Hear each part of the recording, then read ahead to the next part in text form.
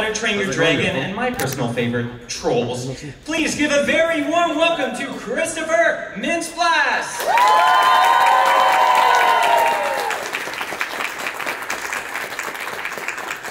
What's up, Toronto? How we feeling? Okay, now I want to go one by one. Sir, how are we feeling? Sir, how are we feeling? Hey, ma'am, how are we feeling? Yeah! That's how we kill 45 minutes, honestly. We're just gonna go one by one. We're going for that Saturday night energy, all right? Not that fucking Saturday 11:45 a.m. energy. That's some bullshit. Let me hear a yeah with the 11:45 a.m. energy. How are we feeling? You guys take direction well. Let me hear that Saturday, been out at the club all night energy. I can't top that energy. This is gonna go to shit. That was exquisite. Do you see why we practiced? Also, you should have introduced yourself. Ladies and gentlemen, the dweeb from every movie you've ever seen. The one guy we can't quite know his name, but we recognize the face. Christopher Mintz-Plasse. How's everybody feeling? You having a good fun? Good fun? Who have you met that you've had a good time seeing? Yeah. Thank you, Mom. Appreciate that. Anyone else you've met that you've had a good time? You could yell. Trailer Park Boys! Who? Trailer Park Boys! Trailer Park Boys. It's a great show. Anybody else? Helen Hunt! Helen Hunt, how is she? She was great. She's a legend. Is she doing a Twister screening? Yeah. Is that here at the convention? Downtown? Do you have a +1? Can you take me? Fuck yeah, guys. We're having fun. Well, listen, welcome to Toronto. Thank you. Do you get here often? When you think about Toronto, what's the first thing that comes to mind? I filmed Kick-Ass here 12 years ago. Yeah, thank you. That's the fucking energy I like. Yeah, I filmed Kick-Ass here, so I don't think I've been here since then. I mean, that movie's got a special place in my heart, so I love Toronto. I walked around a little bit last night, ate at Black and Blue Steakhouse. Don't shit. Nice. It was fun. I love this place.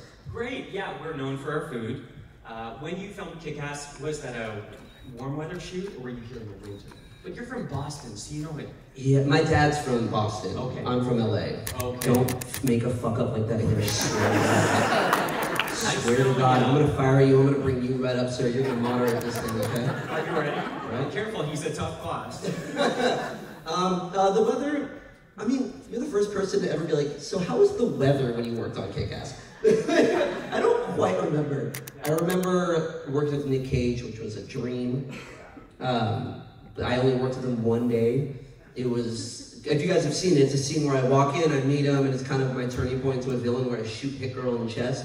And we were rehearsing, and for rehearsal, sometimes actors like to go big, or they don't want it to get stale, they don't want the other actors to see what they're gonna do. So I kind of went really big with my choice. I walked in and I grabbed the gun and I go, yeah! And I shoot Hit Girl, and Nick Cage is like, yes,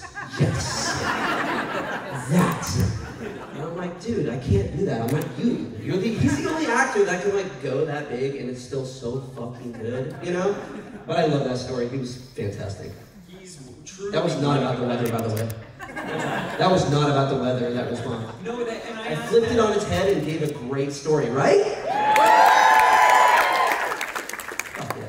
I asked that because our winter's not our best time, so I'm happy. Got you. If you don't remember being frozen in a block of ice, then you weren't here. Yeah. Great.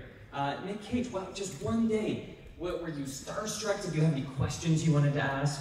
I mean, yeah, obviously I was starstruck, but he shot only for 2 weeks, and I was his last day.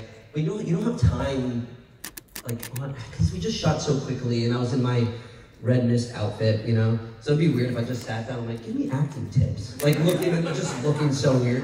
But we just rehearsed and shot it, and he was fantastic. Amazing. Okay, great. So obviously you're very comfortable with crowd work. You have a background in improv, I know. So is that something that really influences your approach to comedy, sort of writ large? And then how do you work with a script as an improviser? Yeah, well, most of the comedies I've done have been with Judd Apatow, Seth Rogen, Evan Goldberg. So they write the script, but they know like every scene is going to be improvised. So you kind of just go to set, do the scene a couple times, and then like Jonah, Michael Cera, two of the funniest people I've ever met, they just go off. And that was Superbad was my first movie, so I was trying to get the hang of like improvising on set. It's different than improvising with your friends in school. It's very kind of like by the script. But you know, there's just, everyone is riffing and having a good time, so you're just kind of playing off everybody.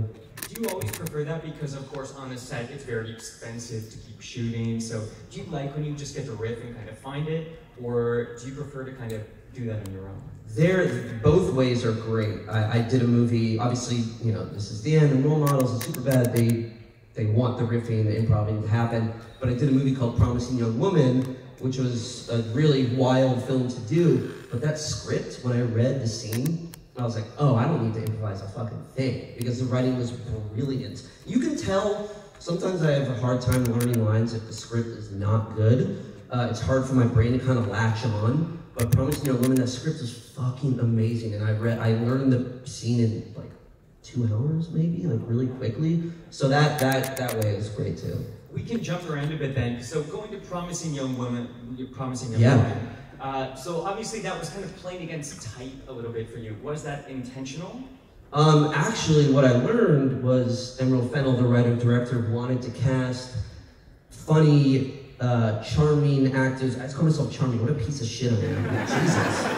Awful, disgusting. Introduces himself and that is bullshit. The other actors were charming. She wanted to cast actors that you recognize from movies that make you feel good and you laugh. They want, you know, the nice guy, Adam Brody from the OC, me from Superbad, Sam Richardson from Veep, like people you go, oh, I want to give them a hug. And then they turn out to be like potential sexual assaulters. So it was very smart of her. She's like, and it's not just the people that look like they're gonna do it, it's also the like goofy, charming guys, you know? And so that was very smart of her. And is that what drew you to it? Did you want to kind of like poke a hole in sort of the image that you had? Always, yeah, but I just read the script and I, you know, as a guy, I read it and I was like, this is the scariest script I've ever read. Because it's about getting guys, you know what I mean? Like a female kind of, you know the premise, she's pretending to be hammered and it's just every guy's worst nightmare. But it was like really scary. I was like, this is just something I need to be a part of. And I took a meeting with her. There was no audition, which was really cool. She just wanted to meet everyone. And I just kind of like told her about my life, and like how I met my fiance and stuff. And for some reason, I did something in that meeting, and she's like, you could play a rapist.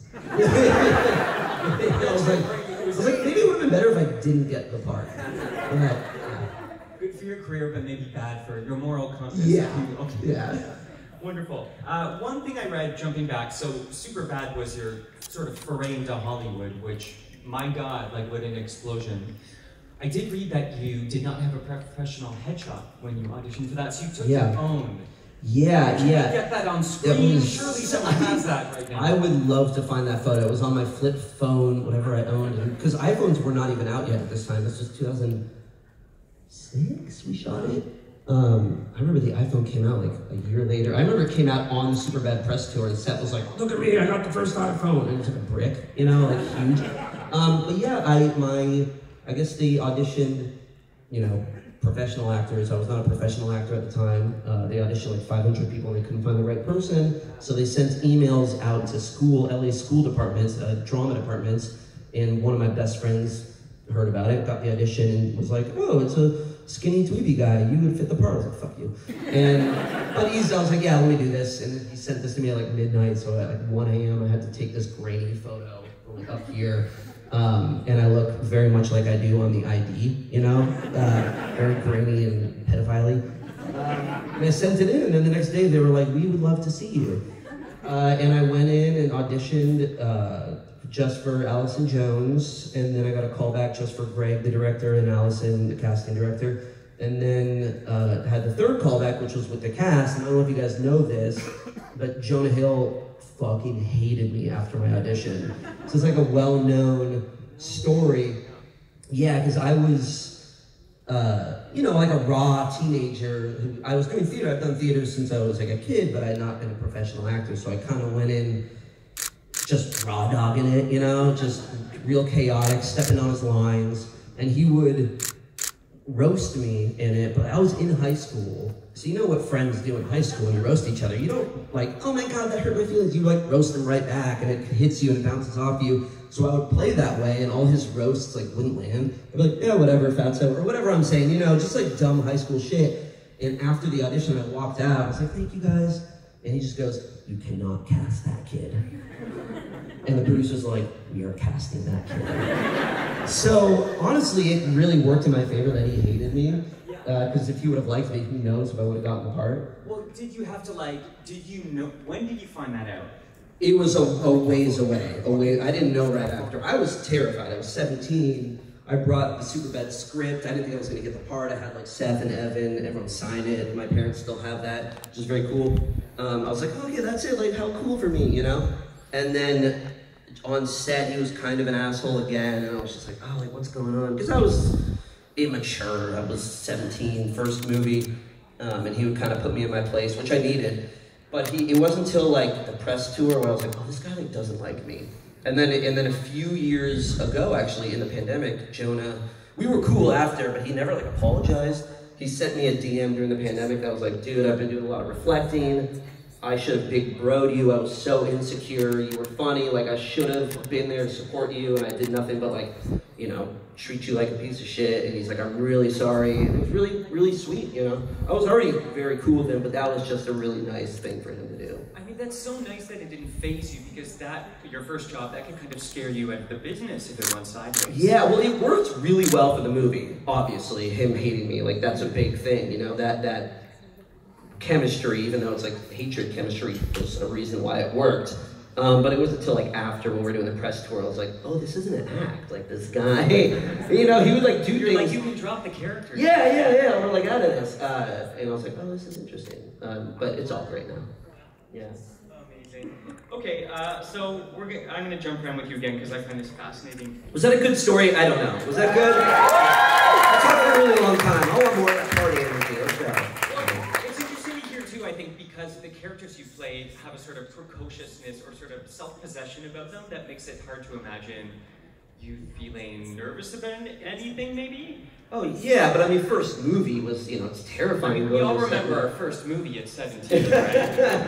I mean, like, I would do scenes and I'd walk in, and you guys know there's like a little pink tape, like, where I'm supposed to land. And I would like walk in and like look at it, and the director would be like, cut. Don't look at the tape, Christopher. You know what I mean? Like, stuff like that. I'm like, oh, okay, yeah, okay. So stuff like that was a little difficult to get the hang of. Yeah, you had to learn the biz. Have you ever done anything on film? Just done comedy sketches with my friends, but nothing. No, it was my first audition and first movie ever. Just very cool, but very intense for it to come out. And one day I'm just like 18 years old, smoking weed with my friends, going to see no Spider-Man, and then like the next, literally the Saturday after, I'm at a Habit Burger, and people are just like, McLovin! From across the way, and I'm like, what? And so like, it was really very cool, but very intense for my pinnacle, in a way, was my first movie. So there was no gradual level to fame, you know, like, oh, I recognize you from that supporting role from that movie. It was just like, not recognized to McLovin. So it was like very intense for a kid to go through. Oh my God, it was a cult. And now I have a huge alcohol and drug problem because of it. Yes. Give me your number, dude. Let's hang out tonight. I hope they're paying you for that. This sponsorship right now. It's Saturday, dude. Let's go, right? They serve beer out there, right? If not now, when? That's right. Raise your Coors Light. Who else has got one in here? I got vodka. Oh! Okay, no, you have a problem. There's a line, my friend. So you were also in some small independent films called Kick-Ass and Kick-Ass 2. Anyone heard of these films? They actually were indies. They were. Yeah. Matthew Vaughn produced the movie with his own money, and like Brad Pitt. So like, it actually was like an indie superhero movie. I mean, you'd forget that with the impact that it had. So you're a character at the end of Kick-Ass 2. We leave in an uncomfortable situation. Yes. Have you guys seen Kick-Ass 2? Not as good as the first! Yeah. But still, we like it. They're just making noise now. They're not even really listening. They've zoned out. Yeah, so at the end, you're in this uncomfortable situation, but you don't die. Yeah. So, because the franchise is continuing with a film called School Fight, which is... Oh, is that true? Well, I was going to ask you Whoa, I if did you're not in know it, this. but I guess not. Wait, the Kick-Ass franchise is continuing? Apparently, yeah. The fuck was my call? Here's the thing. How do you know this? Well, you know, everything is a metaverse now. Oh, God. It's like part of the cinematic universe of whatever. Is Matthew Vaughn producing? Is he involved in this? I feel like someone in here was... Sorry, plug your ears, guys. I just want to talk to him and have a real conversation about this. Is Mark Millar invested in this? Does anyone know who the... Yes, yes. It's a prequel. It's a prequel. Wow. Nothing in the universe. He hopes that he can do like 2 or 3 movies and get enough hype with the cast 3. Wow. 2 to 3 movies. That means I'm going to be like 55 when they want to do Kick-Ass 3. Right, well, I was going to ask you, because some reports say it's the cinematic universe. That's great, fantastic. You get a free autograph. No, she already paid From for me. it. I remember you. Get a free hug. So then let's imagine, so that character does not die. Yeah, where is that character now? What do you imagine for that character? And do you want to bring them back?